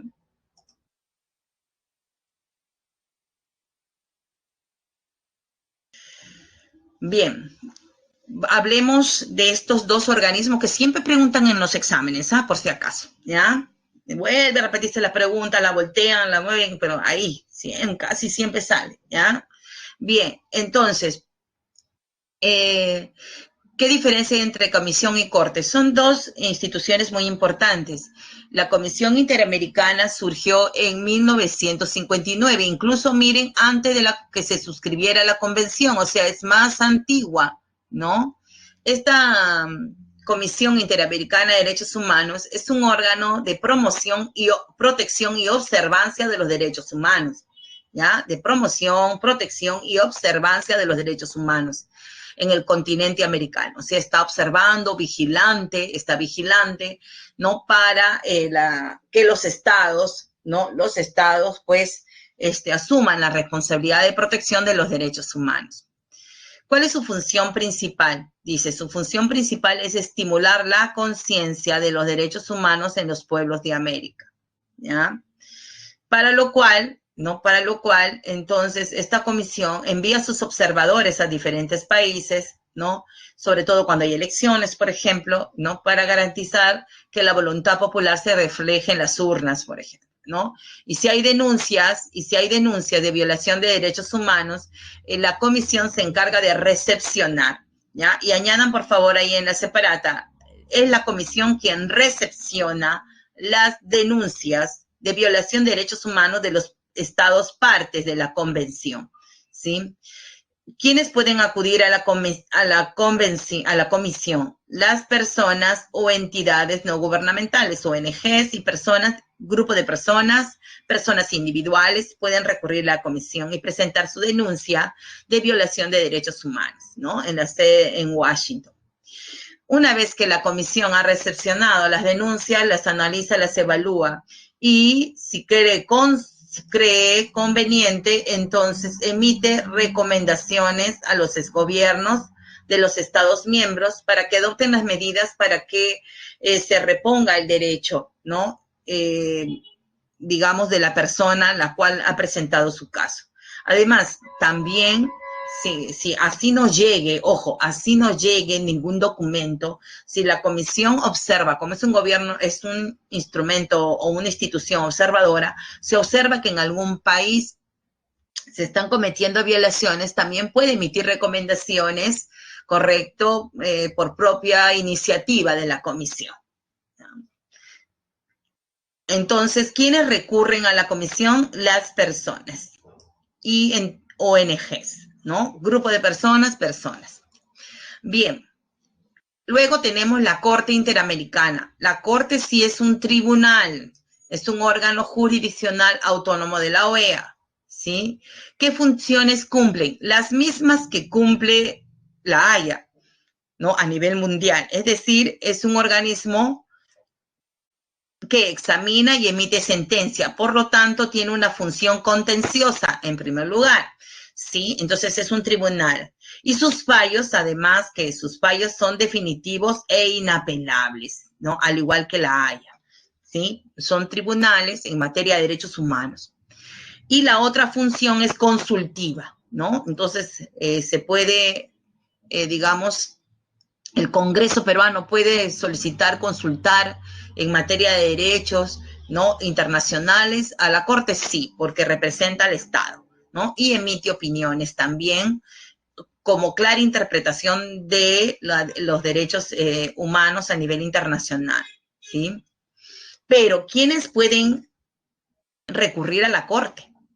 Solo pueden recurrir a la Corte directamente los estados partes de la convención y la comisión.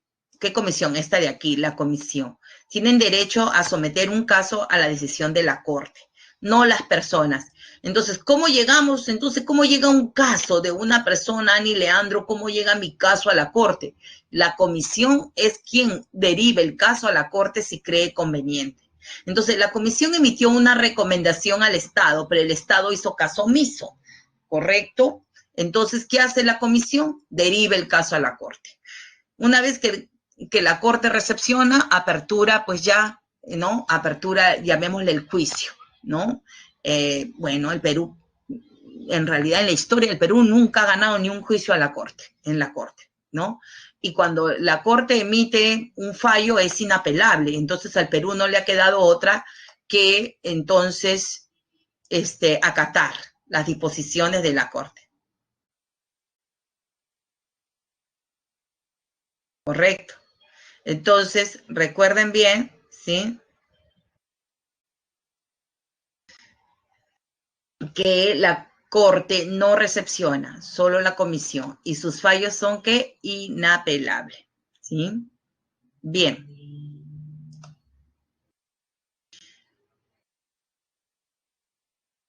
¿Qué más tenemos a nivel de América? Tenemos la Carta Democrática Interamericana. Esta carta fue suscrita un día que para el mundo fue una conmoción. ¿Se acuerdan? Un 11 de septiembre del 2001. ¿Qué ocurrió? ¿Se acuerdan?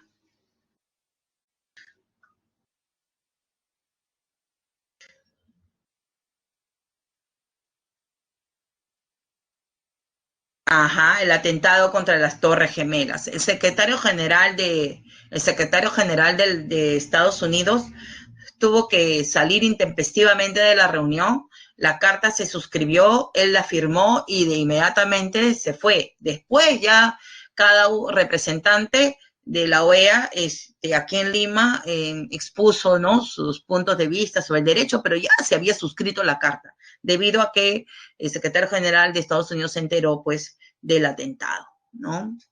Bien, esta carta pues significa una definición sustantiva de la democracia. Su finalidad pues es justamente crear mecanismos para que la OEA responda ante la violación de derechos humanos por parte de los estados. Recuerden que salíamos pues de una dictadura de 10 años en el Perú, que era la dictadura fujimorista.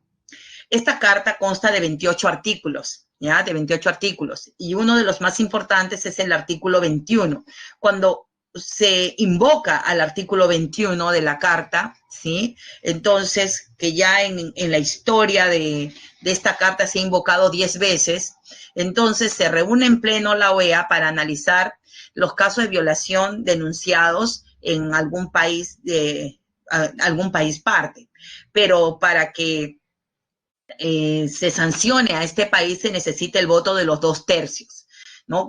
Muchos me preguntan, en el caso de Venezuela, ¿qué pasa? Es que no se llega a los 2/3. Lastimosamente no se llega a los 2/3 para suspender de la OEA a Venezuela, que es lo que dice la carta, ¿no? Entonces, porque obviamente Maduro tiene amarrado a varios países con ayudas económicas, ¿sí? Una persona jurídica es una institución, una empresa. Si nosotros somos personas naturales, una persona jurídica en economía es una empresa, ¿sí? Es una empresa, ¿ya? Entonces, cuando tú creas, tienes tu RUC, ya eres una persona jurídica, ¿no? Una institución jurídica, pues ya es las Cortes. Bien, y para terminar, finalmente, en el Perú tenemos los organismos también que promueven la protección de los derechos humanos.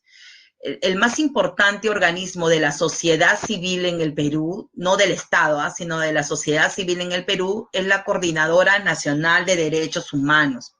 Esta coordinadora en realidad es una coalición de organismos de la sociedad civil, que son 82, ¿sí? Que trabajan para la defensa, promoción y educación de los derechos humanos en el Perú, ¿no? Yo les he colocado aquí algunos con sede en Lima, como el Manuela Ramos, movimiento, ¿no?, que defiende a las mujeres, ¿no? Amnistía Internacional, que al ser internacional, pero tiene una sección peruana aquí.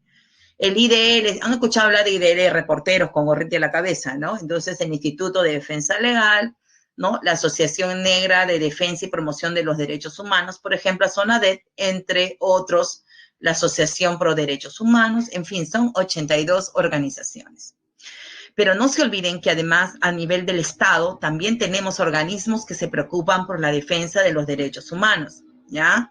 Y el máximo organismo pues es nuestra Defensoría del Pueblo, ¿no? Entonces aquí no está, pero porque vamos a hablar de la Defensoría del Pueblo ya específicamente en otra clase, pero la Defensoría del Pueblo es quien encabeza esta defensa a nivel del Estado. También está Indecopi, ¿no? Que ahorita está viendo los recibos de luz, ¿no? Los recibos de luz de Enel, del sur, que se pasaron, ¿no? Entonces, ellos están actuando en defensa del consumidor, por ejemplo, Indecopi.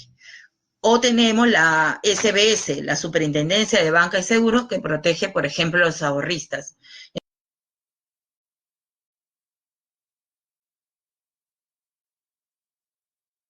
Entonces, a nivel del Estado, también tenemos instituciones importantes. Muy bien, con eso hemos terminado, ¿sí? La clase de hoy.